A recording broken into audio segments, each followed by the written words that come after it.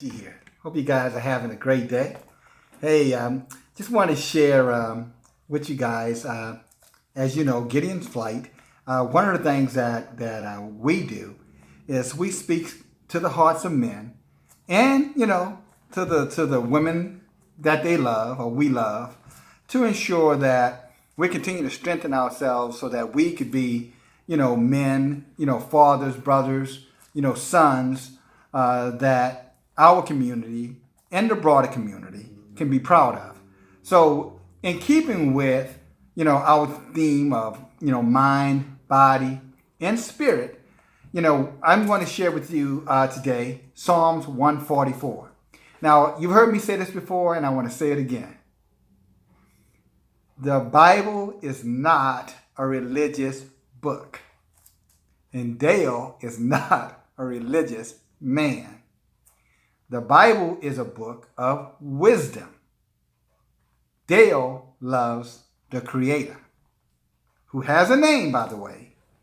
In his original Hebrew name, or Arabic name, let me say it right, it's pronounced Yeshua. Okay? Yeshua would be Yahweh's salvation, and Yahweh would be the name of the Most High God, the Creator. Okay?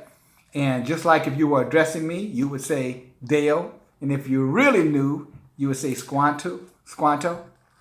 When you're addressing the Most High, you address the Most High by honoring the Most High, by pronouncing his most sacred name, Yahweh. Okay? And his son, the Messiah, Yeshua. Okay, again. So you don't have to cut this off if you're about, if you think, or you disagree with religion. I disagree with religion as well. But I don't disagree with wisdom. Okay? So Psalms 144, I'm going to read to you. It's a short psalm. It's only 15 verses. All right? And I'm going to read through it, but I'm going to elaborate. And you might ask, why am I picking this? Because Psalm 15 is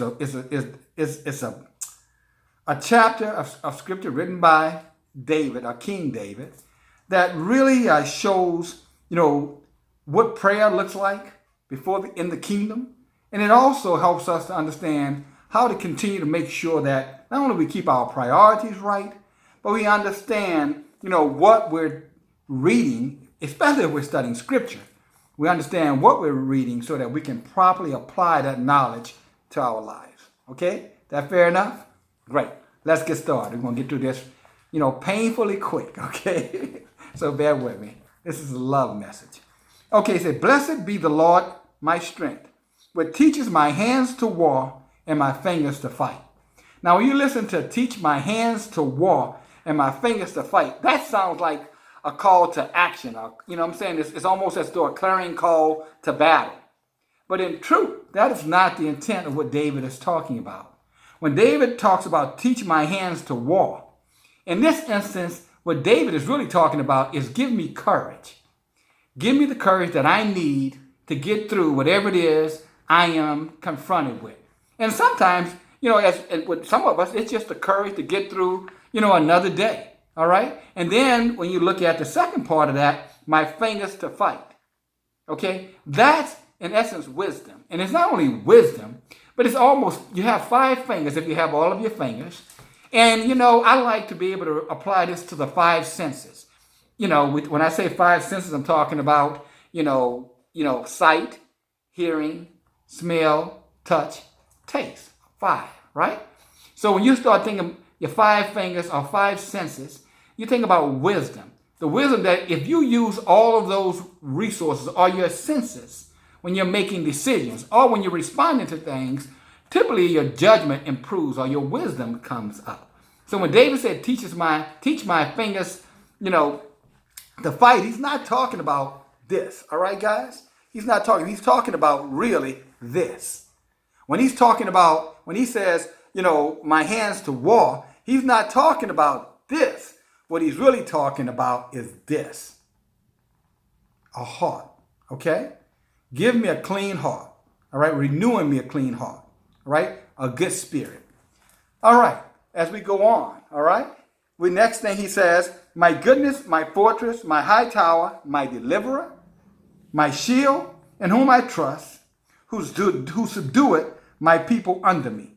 Now, when you look at that, he's asking the Most High, Yahweh, to be his goodness, to be his fortress, to be his high tower. What is a high tower? In other words, protect me. You follow me? Keep me above the fray, so to speak. And he's saying, my deliverer, get me through, my shield, make sure nothing happens to me because I trust you. That's what he means by in whom I trust. I have faith. I believe that you have the power to do these things.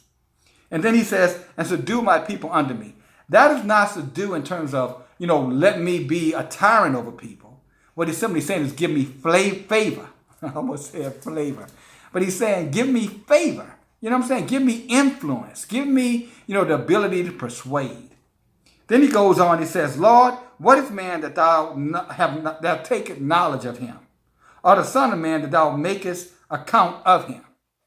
And this is David's wonderment. When you look at all the creations of the Most High, he's saying, what is man? What's so special about man? You follow me? You met the trees, you met the water, you met the animals, you met the plant life. But somehow, this man thing, this human being, you, me, this man thing is a wonderment. It's not only bewildering, but it's befuddling. It's like, why is he so special? And think about that. That's, how David sees himself before the Creator, Yahweh, and really sharing this message in wisdom that you and I, all of us, should see ourselves the same way, the wonderment. What was so special about us that he's blessed us with all of the things that he has blessed us with, mainly giving us dominion over the earth. Then he goes, man is like vanity. His days are a shadow that passeth away. And then now when he says man is like vanity, not vanity, like vanities. In essence, he's saying sometimes man has his priorities wrong. Sometimes man is looking at more about things than looking about love. You follow me? He's looking at things that's going to perish with time and not love that endures forever. So I would tell you, here's a question I would have for you by taking the scripture. Who have you loved on recently? Who have you loved on recently? And I'm not talking about intimacy, guys, okay? Not you, I was winning the wrong. But just who have you been kind to? Have you shown mercy to? That you've been helpful to? You follow me? That's love. In other words, the love that suffered all things, bared all things, heard all things, believed all things. When have you distributed or who have you distributed love to? All right? Because love is reciprocal. And I love you, you love me back. And I know some people, I love somebody, but they didn't give me no love back. That's no problem. Because you know what Yahweh will do? He'll send love from another direction. That's what Yeshua meant when he said no man would lose houses and wives and children, etc. in this world and not gain them, not only in the kingdom, but in this world, but in the kingdom to come. A 100-fold, I might add. So it's not so much that you gave love, let's just say, to a sibling who did not reciprocate. Doesn't matter. Just give the love. And then let that love does what it does in the universe. And that love will come back to you. It could be a mate. It could be a friend. It could be a lover. It could be a spouse. It could be a child. Don't get focused on, the individual, because that's where vanity comes in play. You follow? I'm going to do something for you because I want you to do something for me. If you're taking that approach, you're missing your blessing. The genuine blessing comes from the unexpected places, the miraculous things that can happen by the demonstration of love. Okay? Let me read on through the rest. It says, cast forth thy lightning and scatter them, shoot out thy arrows and destroy them. Send thy hand from above, rid me and deliver me out of the great waters and from the hand of strange children. In other words, people who want to do harm to you. Don't let them succeed. Whose mouth speaketh vanity, and their right hand is a right hand of false. So simply saying that, there are always going to be someone that's unfortunately, the Debbie Downers, I guess is what they call them. Somebody's always, if you spend your life, ladies, gentlemen, trying to please everyone, let me tell you what's going to happen. They may be happy, but you're going to be the most miserable person on this planet. All right? Because that's impossible. You can't please everybody. You follow me? You can't. So what you have to do is just do the best you can by those who are in your circle of influence. All right? Those who you can touch. And those who, quite frankly, who will embrace your touch. There are some people, who ask you for assistance and they don't want it. And that's okay. We don't get angry with them. We don't cut them off or shun them. No, we just accept it. Okay? It's your decision. I still love you. I'll love you from a distance. I'll love you from afar. You follow me? But I'm not going to let you, drown out my ability to love. All right? Because love in itself is Yahweh. And love is life. It's loving. It's great. It's the blessings. It's a purpose. It's the dream catcher. Okay? So you don't ever want to let your love be diminished or destroyed because of others. Okay? Because if you do, then you're becoming someone of vanity. I'm only going to love who loves me. Then you're going to be one loveless individual at the end of the day because there's no way to validate it. Like Yeshua said, a tree by the fruit that it bears. So if you're waiting around to see who's going to bear fruits of love because you love them, you may be waiting a long time, and unfortunately, you may be very disappointed. So give it. Just plant the seed, all right? And let Yeshua grow that seed. Let him water it. Let him increase it. That's not up to you. It's up to you to plant it. It's up to the Creator to let it grow and blossom and cultivate it, all right? And then a couple of things real quick. The great thing about these studies is that I love it. I'm so passionate about it.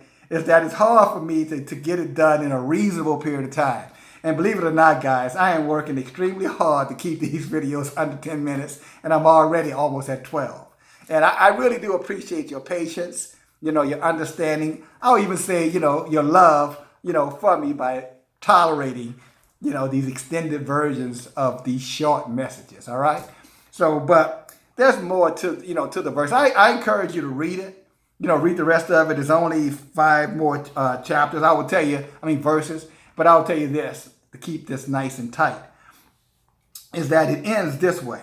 It says that our garners be full according to the manner of store, that our sheep may bring forth thousands and tens of thousands in our streets. And what it's simply saying is that a garner is your storehouse. In other words, that means your bank account, your wealth, your possession. He said increase those things. And Yahweh will if you trust him. All right? If you walk in the knowledge of who he is. All right? He will bless you. He will prosper you. And then when he talks about bringing forth, it means that it's unlimited prosperity is what you're looking at. And I'm not talking about prosperity message here. I'm talking about reaping and sowing. Plant your seed in the morning, in the evening, let not your hands be idle. Because we know, for who knows which one Yahweh will bless, maybe both. All right? So you be busy about sowing and let Yahweh be busy about blessing what you're sowing. Okay? In other words, what you're doing, do just and let Yahweh bless you for your justice. All right? And then it goes on that our oxen may be strong to labor, that there be no breaking in and going on. In other words, consistency in your life, some equity, some stability in your life. Not that up and down, the confusion. It's, in essence, I want a peaceful life. I don't want all the chaos. You follow me? I just want harmony. Okay? And studying the scripture or the wisdom, the book of wisdom, will also open up your understanding and your knowledge. And if you don't understand the knowledge, get a teacher. And one last verse. Say, happy is that people that's in that such a case. In other words, those who believe that. Happy is that people whose creator is Yahweh. You follow me? Or whose Lord is Yahweh. So I said all of this to say that, remember, you follow me? The scripture are intended as a book of wisdom. It's just historical, information to help encourage us, to inspire us, and help us to see who we are before the eyes of the Creator. Okay? And letting us know that not only does he care for us, not only did, the sacrifices that Yeshua made for those, it's way bigger than that. It's that you have life. You have an opportunity to be a blessing in this life. You follow me? And it will open up all the things and you'll get all the treasures that you desire in this lifetime. Give it a try. Psalms 144, great prayer. Hope I've been helpful. Love you. Subscribe if you like the video. Give me some comments and thumbs up too, all right? Thanks, everyone. DFG, Getting Flight. Love you guys. Goodbye now.